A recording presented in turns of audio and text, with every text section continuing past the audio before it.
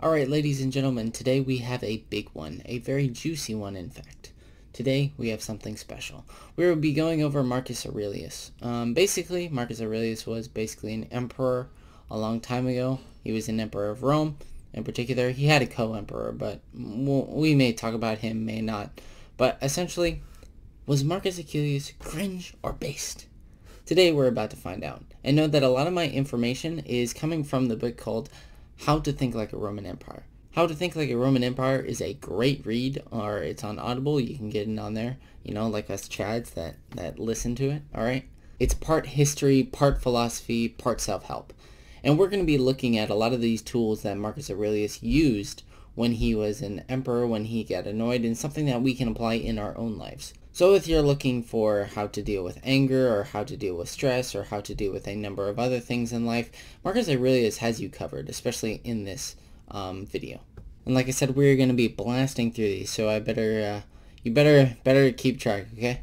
The first thing you want to do is write down the things people you like and learn from them. This should be obvious, but when you see somebody that's doing something correctly, the first thing you should be doing is writing down. I had an issue with this recently where I found somebody that was really good at social interaction and I wanted to be that good, so I made sure to write the key details of how to be like this person. That way, in the future, I can then take a role model after this. And then obviously, just like role model, a role model is perfect for this type of description. What would Socrates do? Or what would this role model do? Would your role model be upset? Would he be stressed out? Would he be angry? Probably not. And that's something that you want to envision yourself as. And make sure, every day when you get up, what would the consequences be if you were a slave to your passions? How would your day be different if you acted differently with wisdom and self-discipline? Picture yourself in this kind of hole, right?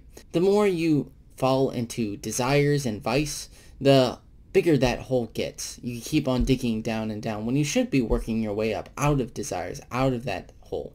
That way you can become the better person at the end of the day. And something really good for food for thought is, what's the true nature of good? Now, Socrates, the Stoics in general, had this very ongoing theme of nature. We are simply one with nature. They saw death and life as nature as well. They saw life as nature. They saw stress as nature. Everything connected to nature. So what is the nature of good? Something that should be in your mind, because the more you think about what is good, the more likely you'll do those good things. Now here's something that I definitely can relate to.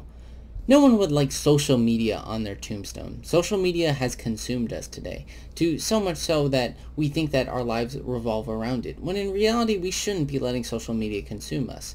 Like he just said, social media on their tombstone is not something you'd want to write. Yes, on my tombstone I will write, I'd be on Twitter for more than an hour per day. That's not cool. That's not very cool at all. Nobody really wants to be remembered by the stuff that they do on social media, or how they live on social media, what I mean to say. But if you want to properly follow the virtues of life and trying to change social media, one of the things you can do is that if you watch an hour of television after work, think about all the things that you could be doing with that time. Read a book, find something interesting, listen to Audible, watch my videos, of course. Doing something productive is so important, and thinking about that in your head makes you more likely to do those things. Now here's the thing that you want to do. You want to look at your addictions objectively. That's just a dead bird or a dead pig. If you don't know what I mean, think about sex in this example. Isn't it kind of weird? Think about it objectively, right? You're just kind of seeing a couple body parts mashed together and then mucus goes everywhere. It's and lotion. Isn't that weird and disgusting the more you think about it? Because that's what it is at the end of the day. And it's best to think about it objectively. Now here's definitely something the Stoics touted, especially Marcus Aurelius. Pain and pleasure are indifferent, not good or bad. There is, like we've talked about before in this video, what is good, what is bad. And in reality, things like this are just things. They're not really good or bad per se, they're just indifferent. Everything is indifferent in the brighter scheme of nature. Now, I do kind of disagree with that, but I see what they're trying to get at. It's all about nature. So we shouldn't be worried about pain. Fear of pain is worse than the pain itself if you think about it. The more that you fear what's going to happen, the more likely you're building yourself up to actually feel that pain. even though in reality that pain is probably minor. Pain is like a changing river. It may hurt, but it will pass over time. Just like the river goes over the duck's back, you must let the river flow. Pain is like a wild dog. The pain will hurt less if you are calm. Think about it this way. Think about the wild dog in this case. The crazier you act, the more stressed out you'll be, the more likely the wild dog will bite harder. But if you're calm, patient, observant, objective, you start to see the nature of things. To defeat stress is to build a tolerance by facing stress one bit at a time. A good way to deal with stress is to write something that you worry about the most. Fold it up and put it in your pocket.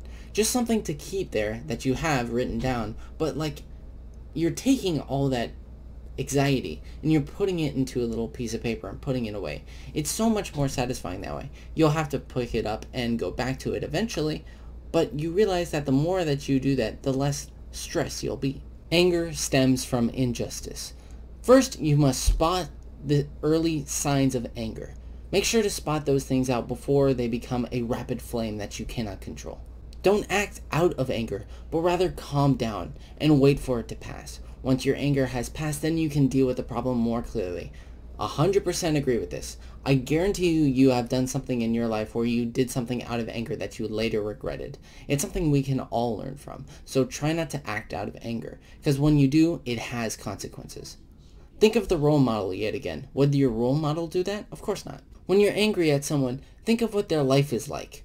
Sleep, work, rather than thinking of them in a complete negative way.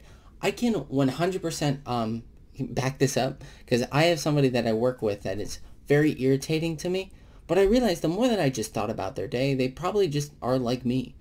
They go to school, they eat cereal, they go to work, they do all the daily mundane things that a normal human being would do, so making them a complete villain just doesn't make sense. And by far, the best way to deal with anger is that when you're angry at someone, remember at the end of the day, you'll both be gone and dead.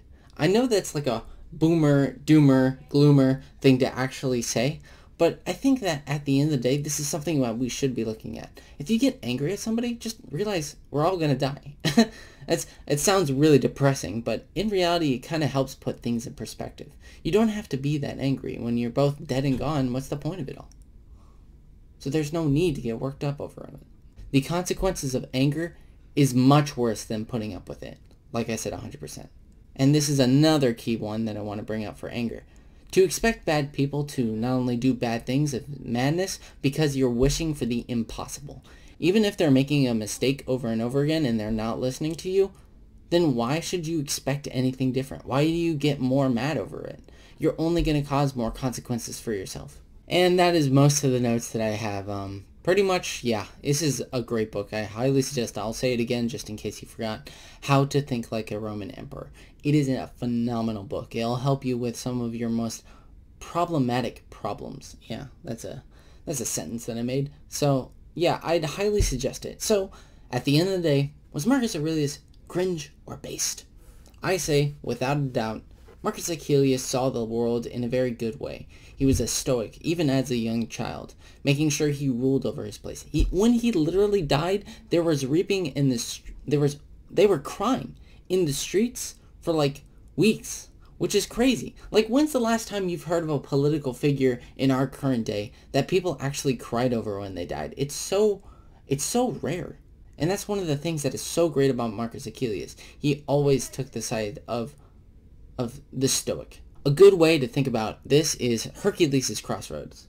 Hercules' Crossroads is an old story essentially about vice and virtue. There's this beautiful woman that comes up with two roads. She is very beautiful and elegant, very sexy, right? And she tries to lure Hercules into taking this path. She says, I can lead you into a path of pleasure, of being free, of fun. Hercules nearly takes it, but someone else gets in the way. Another road. A lady that's not too pretty, but she comes up to him and says, well, my life isn't easy. It'll be hard. It'll be tough. And sometimes you'll wish that you've taken the other road. But at the end of the day, in the end, you'll be much more glad that you took this road rather than the other one. So over taking vice or virtue, he took virtue every time. And this is a grand part of the Stoics and the whole factor of Marcus Aurelius. Because remember, back in the Stoic days, he's the perfect Stoic person for this whole Stoic ideal. And that's why I think that he embodies all the best parts of what a Stoic is and what a Stoic should be. He's a role model in my life, and he should be for yours too. So, at the end of the day, he was 100% based.